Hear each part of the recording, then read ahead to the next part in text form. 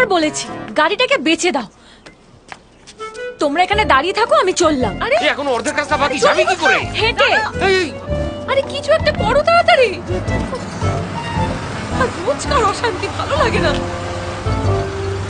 দেখো দেখো কি হলো দেখো। ও ডাক্তারবাবু, আরে এখানে কি করছেন? সবাই এরকম বাইরে ঘুরছেন?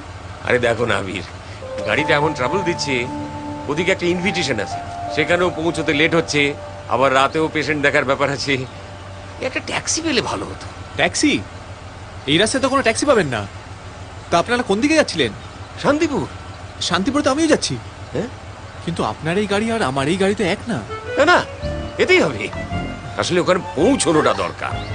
ওরে বাবা, ওদের সারা পরিবার হাঁপানির রুগী, আর সব আমার পেশেন্ট। সারা বছরের কামাইয়ের ব্যাপার।